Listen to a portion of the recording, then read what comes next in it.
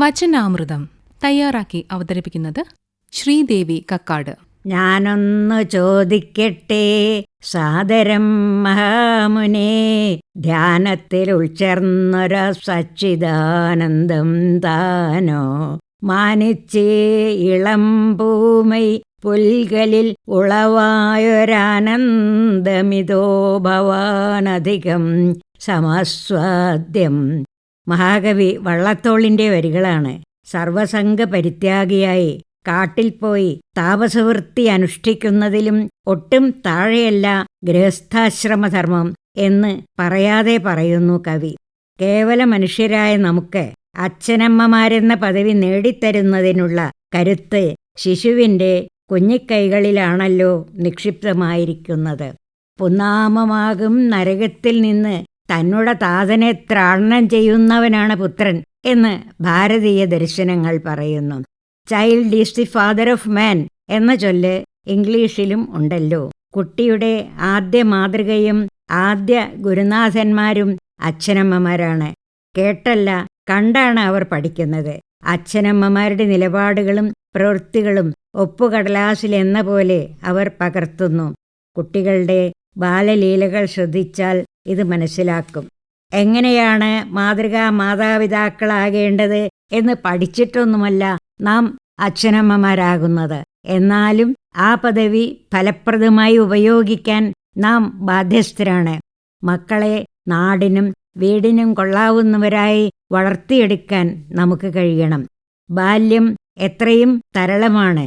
അച്ഛനമ്മമാരുടെ കൈത്താങ്ങ് എപ്പോഴും അവർ പ്രതീക്ഷിക്കും. സ്നേഹം മനസ്സിൽ സൂക്ഷിക്കേണ്ട ഒന്നല്ല, പ്രകടിപ്പിക്കാനുള്ളതാണ്. നമ്മുടെ സ്നേഹം മക്കൾക്കൊരു സാന്ത്വനവും രക്ഷാകവചവുമാണ്. ഏതാപത്തിലും ഓടി വന്ന് കയറാവുന്ന അഭയസ്ഥാനമാവണം വീട്.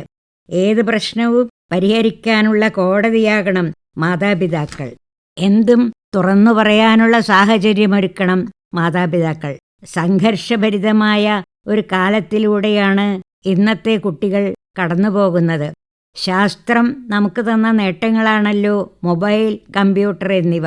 ഇവയ്ക്ക് അതിരുവിട്ട് അടിമപ്പെട്ടു പോകുന്ന അവസ്ഥ ഒരു വശത്ത്, മയക്കുമരുന്ന് മാഫിയയുടെ ആക്രമണം മറുവശത്ത്. ഇത്തരം പ്രലോഭനങ്ങളുടെ നടുവിലും ത്യാജ്യഗ്രാഹ്യ വിവേചനത്തോടെ ഏകാഗ്രതയോടെ പഠിച്ചു മുന്നേറാൻ അവരെ സഹായിക്കേണ്ടത് രക്ഷിതാക്കളാണ്. കുട്ടികളുടെ വികാരങ്ങൾ വ്യാപരിക്കുന്ന അജ്ഞാതമണ്ഡലങ്ങൾ തിരിച്ചറിയുക എളുപ്പമല്ല. എന്നാലും പൊതുവായ ചില കാര്യങ്ങൾ ശ്രദ്ധിക്കാവുന്നതാണ്. ഭാര്യാഭർത്താക്കന്മാർ തമ്മിൽ അഭിപ്രായ വ്യത്യാസമുണ്ടാവുന്നത് സ്വാഭാവികമാണ്. തർക്കങ്ങൾ കുട്ടികളുടെ സമക്ഷത്ത് വേണ്ട. അച്ഛനമ്മമാർ സത്യനിഷ്ഠയും കൃത്യനിഷ്ഠയും ചിട്ടയും പാലിക്കുന്നത് കണ്ടാൽ കുട്ടികളും അതനുസരിക്കും. മനുഷ്യൻ സാമൂഹ്യ ജീവിയാണല്ലോ. ബന്ധുക്കളും സുഹൃത്തുക്കളും അയൽക്കാരുമായി ഊഷ്മള ബന്ധം സ്ഥാപിക്കാൻ അവരെ പ്രേരിപ്പിക്കണം. അതോടൊപ്പം ആരെയും കുറ്റപ്പെടുത്തി സംസാരിക്കുന്നതും ഒഴിവാക്കുക. മുത്തശ്ശനും മുത്തശ്ശിയും അടക്കമുള്ള മുതിർന്നവരുമായുള്ള അടുപ്പം കുട്ടികളിൽ മനോവികാസം സൃഷ്ടിക്കും. പഠിത്തത്തിൻ്റെ കാര്യം പറഞ്ഞ് അവരെ അകറ്റരുത്. ബാല്യത്തിൽ തന്നെ നല്ല കഥകൾ കേട്ട് വളരുന്ന കുട്ടികൾ അക്ഷരജ്ഞാനം നേടിക്കഴിഞ്ഞാൽ വായനയിലേക്ക് സ്വയം ആകൃഷ്ടരാവും. മറ്റെല്ലാ പ്രലോഭനങ്ങളിൽ നിന്നും മാറി നിൽക്കാൻ വായന സഹായിക്കും. ആരോഗ്യമുള്ള ശരീരത്തിലെ ആരോഗ്യമുള്ള മനസ്സുണ്ടാവൂ. അതിനാൽ ശരീരവളർച്ചയെ സഹായിക്കുന്ന കായിക വിനോദങ്ങളിലേക്ക് അവരെ നയിക്കണം. കുട്ടികളല്ലേ, അറിഞ്ഞോ അറിയാതെയോ എന്തെങ്കിലും തെറ്റുപറ്റിയിരിക്കും. അതിന് ശാസിക്കേണ്ടി വരുമ്പോൾ എന്തിനാണ് ശിക്ഷിച്ചത്, ശാസിച്ചത് എന്ന് ശാന്തമായി അവർക്ക് മനസ്സിലാക്കി കൊടുക്കണം. അടിശിക്ഷ ഗുണത്തെക്കാളേറെ ദോഷമാവാനിടയുണ്ട്.